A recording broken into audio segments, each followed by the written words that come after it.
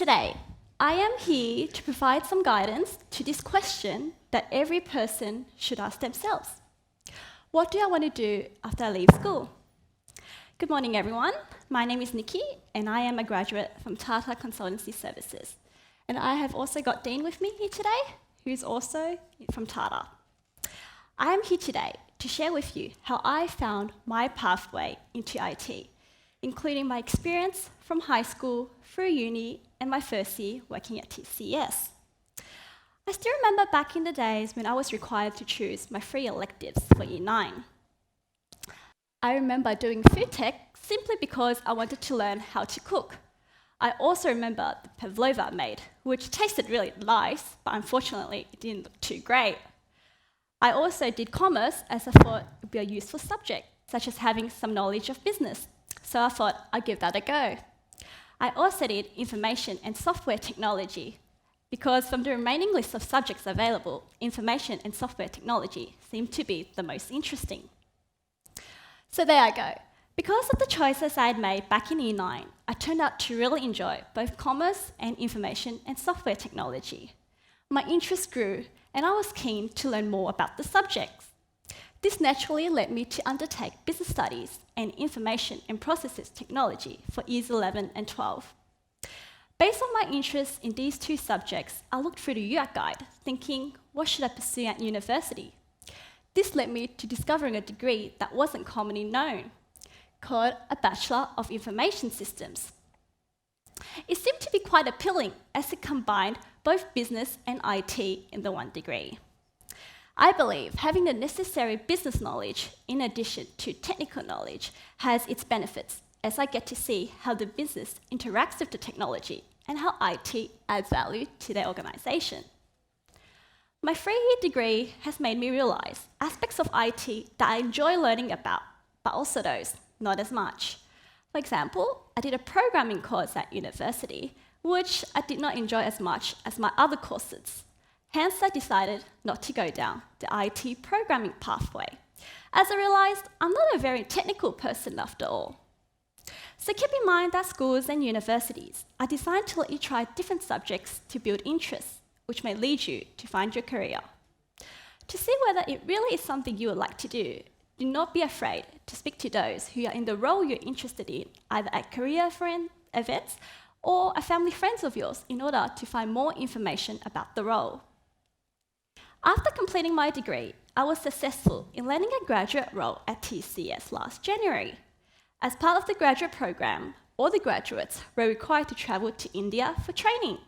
And no, it wasn't just 1 week or 1 month's training, but a total of 3 months. That was an amazing opportunity, and I was excited as it was a free trip to begin my career with.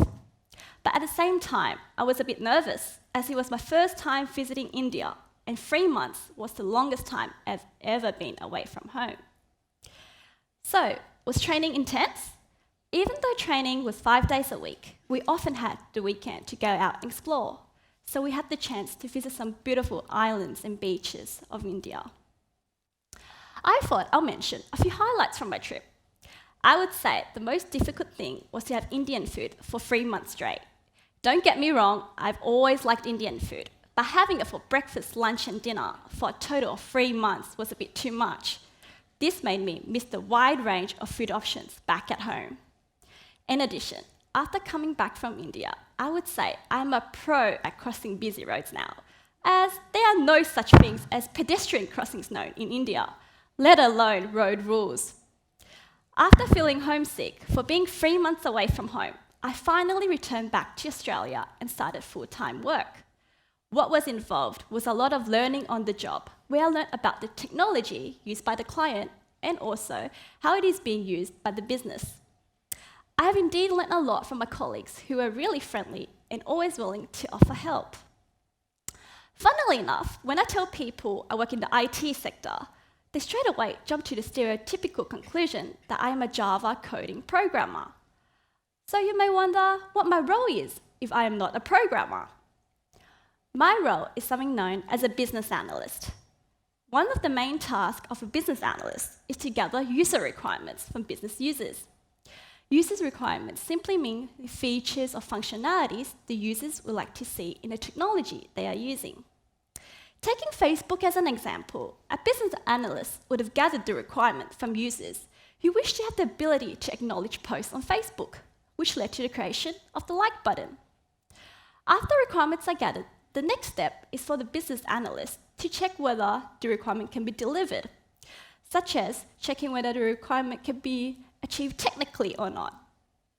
Following on from our earlier example, this would mean conducting an analysis on whether we can develop a button for users to click on, after which they click on it, it actually shows they have liked the post. In the event that a particular functionality cannot be delivered due to technical constraints, the business analyst would then suggest an alternate solution. An important skill of a business analyst is that they don't speak technically to the users. That's why the role of a business analyst is needed in order to bridge the communication gap between the users and the developers, as there is a chance that users may find a developer's speech a bit too technical. After requirements are confirmed, I would then communicate these requirements to the developers in the team, who would then build the feature. When I speak to the developers, I'm fine to speak in a technical terminology in order for them to understand what is required. So here you can see the difference in language when speaking to a different audience. It is evident that I am like the middle person in between the users and the developers. This shows that IT does not only involve the coding or development team. There are also other roles, in this case, a business analyst that plays an important part bridging IT and business. Well, now you have learned that there are many career options out there available to those who are interested in something besides a technical role. Other IT career options include project managers who looks after IT projects to make sure they are delivered on time, web designers who aims to make sure the interface is user-friendly and aesthetically pleasing, IT consultants who advises businesses on how they can use their IT in a better way. And there are many more. Simply remember the high school only provides a very high-level overview of a subject. As you progress to university, there will be opportunities to take on a more specific area of study, thus assisting you in searching for the most suitable career. So coming to the end, I guess you all can tell why I chose to go down the IT pathway, simply because I enjoyed my components of studies in high school and university. I went with what I enjoyed with, and the fact that I'm still enjoying it, I'm confident I'm heading down the correct career path. Be sure to pursue something you're interested in, or something you're genuinely curious about.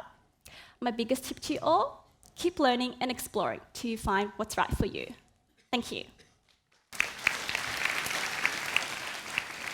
Can you hear me down the back? Now, Nikki's a good example of disappointing. Filling your good bucket, making good decisions, and actually going forward from where you are today to getting a job, starting a career, and going forward. Now, who saw HoloLens from Microsoft this morning and thought, I really want to be playing that? Come on, come on. Now, are we going to play it for 12 hours, 24 hours? Are we going to play it for a week? Let's be honest. 12 hours? Now, playing it once for 12 hours, I'm going to talk about as being an average decision. If you play it for 12 hours once, you have not wasted your life, but you are on the road to wasting your life. Now, if you go and you become a HoloLens addict, guess what other bucket I've got? You've wasted your life.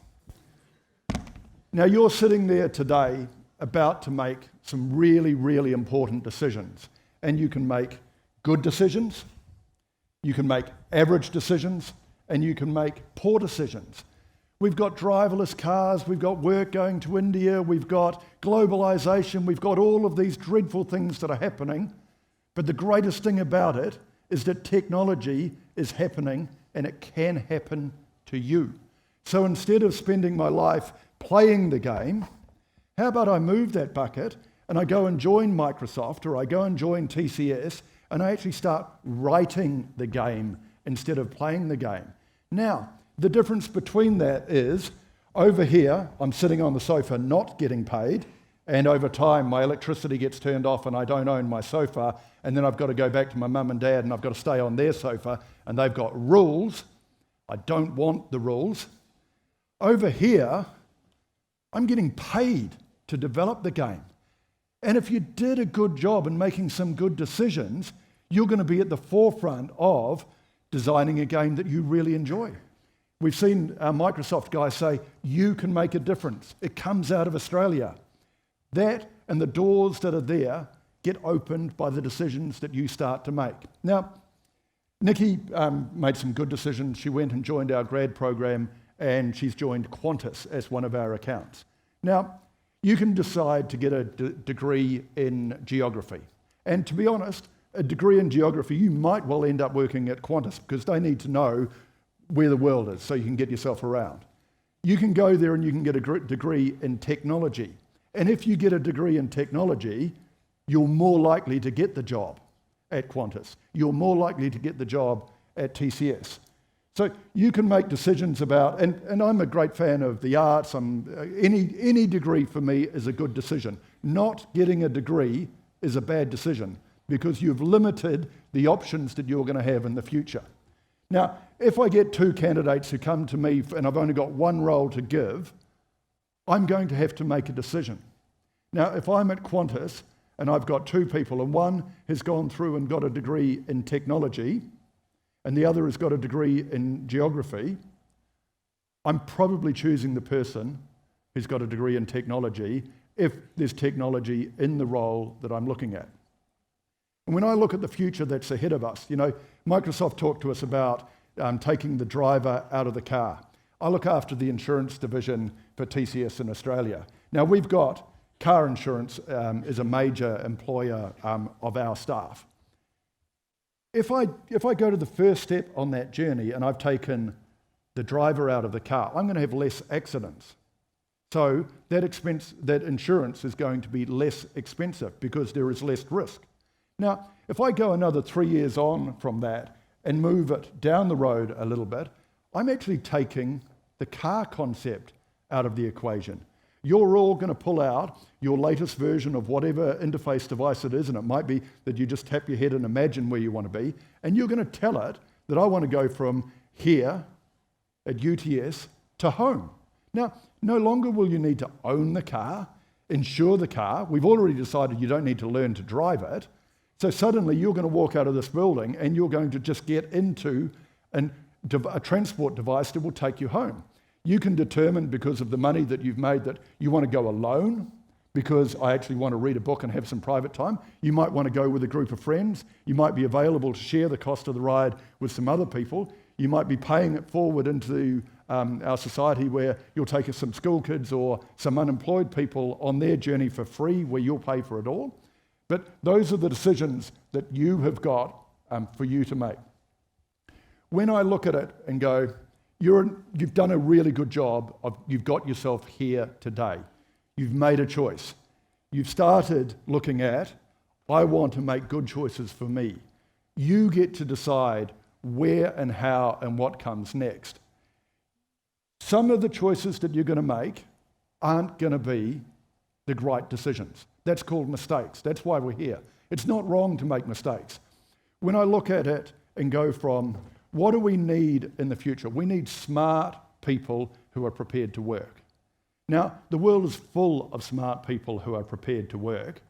What makes the difference after that is you have to be able to collaborate.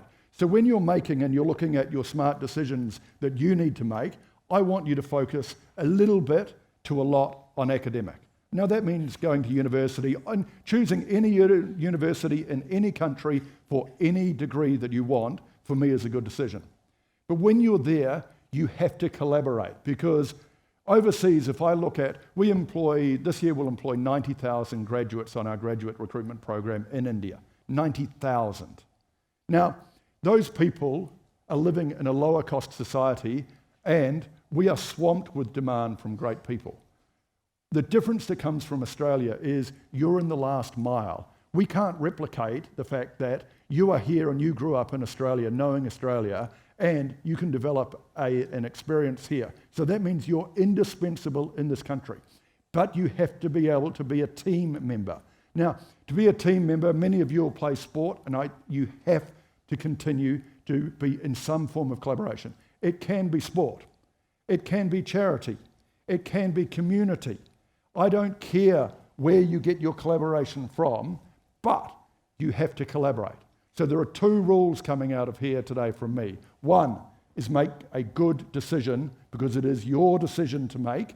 The second is, in your decision, it has to go beyond academic. You have to do something outside of your course to stand out and make a difference. And if you do all of that, the world is your oyster, you're going to have an enormously good time, and you will make money, have friends, be successful, and be able to do anything that you want. Those are the good things that come out of choosing the green bucket.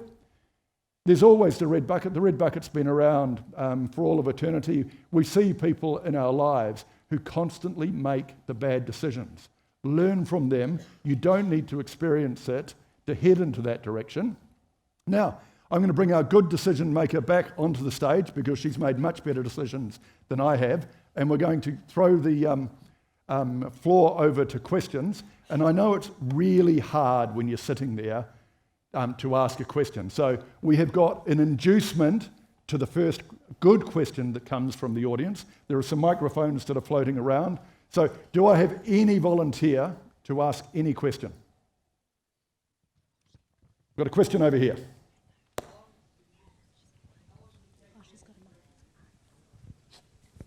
How long does it take to get a degree in business was the question. So the shortest degree in business, to my knowledge, is 3 years. Some people take 4 years. Some people go further and take 5 years. Now, you can also choose where and how and what you do. And maybe if there's somebody from UTS here, they may tell you the business degree at UTS is 4 years here.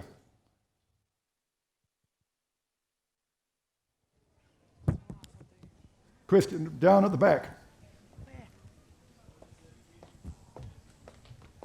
We need a microphone or we need a big voice. Here's a microphone. What is the key? What is the key to success to make a good decision? Do you want the really honest answer? To win the Xbox. The key to success is constantly making better decisions so you put yourself into a position where you've got a better chance. I do a lot of fishing, and do you know how many fish I catch when I'm not in my boat? None. The first good decision about going fishing is put the boat in the water. Give yourself a chance, get yourself in the game.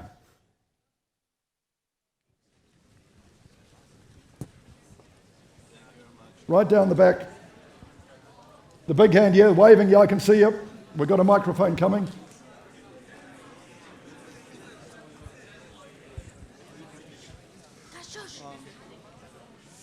Did you have any struggles to get where you are right now, and how did you deal with it? Look, Nikky, you. Well, as I mentioned before, I'm not a very technical person at all. So people think I'm a programmer, and I really struggled in the programming course, and that was a mandatory course for my degree. So just finishing up, I'll just quickly say that even though it's a mandatory course, you have to do it, try your very best, at least pass the course, done with the degree, continue on with the other subjects you enjoy doing. We've run out of time, but I've got some more hats to give out to anybody who wants to put their hand up. And thank you all for today.